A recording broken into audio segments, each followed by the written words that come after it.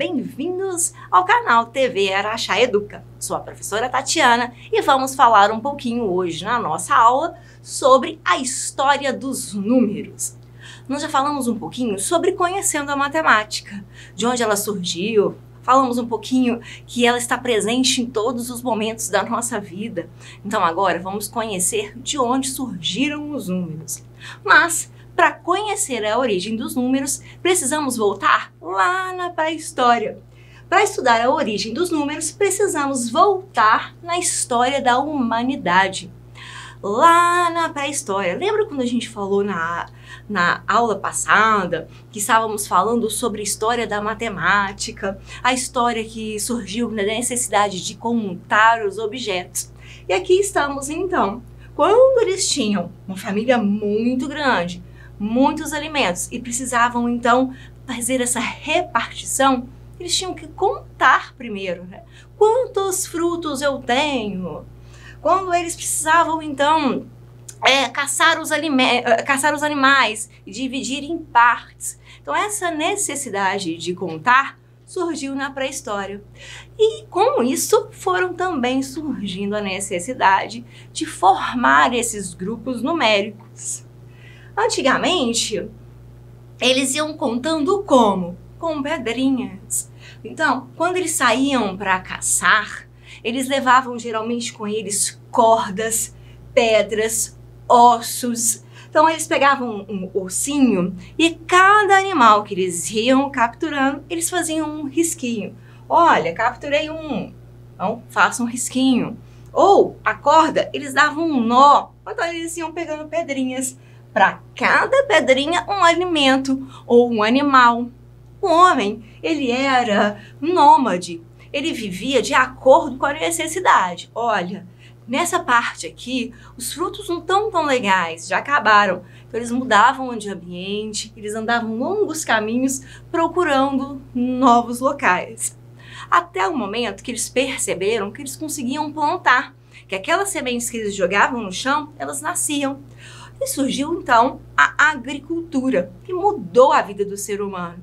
E os homens então passaram a serem sedentários, quer dizer, terem moradias fixas. Começaram então a criar aquela estratégia de vilas, cidades. Com isso, eles começaram a domesticar os seus animais. Eles perceberam que não precisavam mais sair para caçar, que nesse momento eles já poderiam então domesticar e ali fazerem o seu alimento, né, bem pertinho de casa. Só que quando eles levavam, por exemplo, as ovelhas para o pasto, à noite quando eles buscavam, eles tinham que ter uma estratégia para saber se alguma saiu, se alguma fugiu, se algum bicho comeu. Então eles começavam, para cada ovelha que foi para o pasto, eles pegavam uma pedrinha. E para cada ovelha que voltava novamente, eles tiravam a pedrinha. Só que começou a ficar muitas pedras. Começaram então a pesar, né? As pedrinhas começaram a pesar no bolso. Aí eles começaram a fazer o quê? Opa, vamos criar uma estratégia. Então agora eu tenho uma pedra maior. E essa pedra maior vale por 10. Então quando contava 10, eles trocavam por uma pedra maior. Isso foram as estratégias que eles foram criando ao longo da nossa história. Bem, passaram-se os tempos e as quantidades elas iam sendo representadas então por expressões. Cada povo, cada vilazinha, cada cidade, né?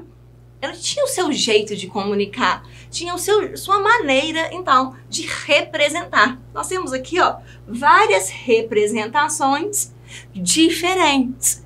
Nós temos maneiras diferentes de representar a mesma quantidade. Vamos falar agora um pouquinho de cada uma dessas maneiras, né? Vamos falar, então, um pouquinho sobre a numeração egípcia.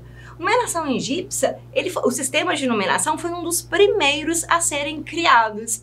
Eles, então, foram criados dentre as coisas que eles tinham, né, principalmente o corpo, as coisas que estavam ali próximo a eles. Esse sistema de numeração está entre um dos primeiros encontrados até hoje. Então, o que eles faziam? Bem, Para cada animal, eles usavam então um risco, que na verdade representavam um bastão. Então, um bastão para cada um. Quando eles tinham então de 10 em 10, eles falavam assim, 10 bastões ia ficar muita coisa. Então, vamos criar uma outra estratégia. Eles pegaram o quê? A parte do calcanhar. Então, eles faziam o calcanhar é igual a 10. Então, por exemplo, se eu quero fazer 15, eu ia usar 10 mais 5. 1, 2, 3, 4, 5. Essa aqui representa a quantidade 15. Então, aqui nós temos o 15. Bem, para não fazer 11, 12, 13 igual nós conhecemos, eles iam fazendo sempre de 10, de 100, de 1000. Então, passou para 100, eles faziam um rolo de corda. Então, o rolo de corda representava 100. 1, 10, 100, 1000. Para 1000, eles faziam, então, a flor de lótus. Mais ou menos assim. Não tá querendo desenhar bonitinho. Tá? Então, a flor de lótus valia 1000. O que mais? Um dedo apontando. Então, um dedo apontando. Isso, nós vamos ver vários desenhos diferentes. Porque na antiguidade, como eles faziam? Eles faziam geralmente em argilas, em papiros. Então, ficava um pouco diferente, né? Então, através das escavações, então essa representação nós vamos encontrar de várias formas diferentes, principalmente se formos olhar na internet. Mas a lógica é a mesma. O bastão, o calcanhar, né, o rolo de corda, a flor de lótus, o dedo apontando, que vale então 10.000. Depois do 10, 100. Então, nós vamos falar do 100.000. 100.000, então, era representado. Muitos lugares falam que é através de um peixe. Assim, ó. Outros lugares já falam que não é o peixe. Na verdade, era um bichinho assim, ó, que representava um girino. Então, aqui nós vamos ter algumas diferenças, tá? Principalmente no peixe e no girino. Mas significava o 100.000. E claro, quando a gente tem, então, 1 milhão, olha que número lindo, né? Nós temos, então, a representação, geralmente, de um homem. Então, geralmente, ou eles tinham um desenho bonitinho, né? Do homem sentadinho, em pé. Então, mais ou menos, eles faziam com os bracinhos assim, ó, levantados. Não tá muito bonitinho do meu homenzinho, não, né? Mas, mais ou menos, seria isso. Seria o papel de um homem. Então, aqui a gente tem uma representação dos números egípcios.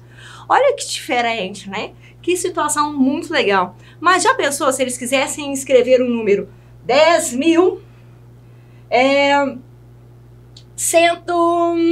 mentira, vamos supor, 10.987. Já pensou, eles tinham que desenhar um desse, agora do 100, olha, precisavam desenhar então 9 desses aqui, eles precisariam desenhar 8 desse e 7 desses. Então, olha que complicado, né? O tanto de desenho que eles precisavam. Mas isso foi um bom começo para que pudéssemos, então, ter a numeração que temos hoje. Passamos, então, para a numeração romana. Peraí, tá muito difícil isso de explicar sobre desenhos. Então, vamos falar um pouquinho de letras. Vamos pegar, então, o nosso alfabeto. Então, eles pegaram, mais ou menos lá 2.000 anos atrás, o sistema de numeração representado por 7 letras do alfabeto. Então, eles usavam o I maiúsculo, X, C, M, V, L, D. Como que eles faziam essa representação? O 1 valia, o I valia 1. O X valia 10. O C de 100. O M, então, de 1000. E as letrinhas, então, V, L, 10, eram as letrinhas do meio. Ao invés de eles fazerem só na dezena, centena, unidade de milhar, eles faziam, então, o V valendo 5, que é a metade de 10, a metade de 100, 50, Então, seria o L e a metade de 1.000, 500. Só que esse sistema é um sistema muito legal. Por quê? Eles só poderiam usar 3 vezes a mesma letra.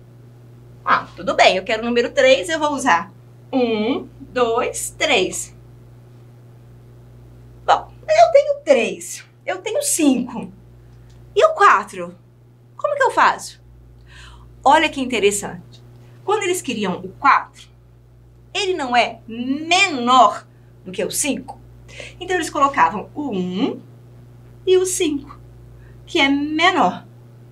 Agora, para representar o 6, eu não podia colocar 5, 5, 5, senão seria 5, 10, 15. E agora, o 6. Então, eles pegavam também a letra V, que representava 5, e colocava mais 1. Então, ficaria igual a 6. Viu a diferença?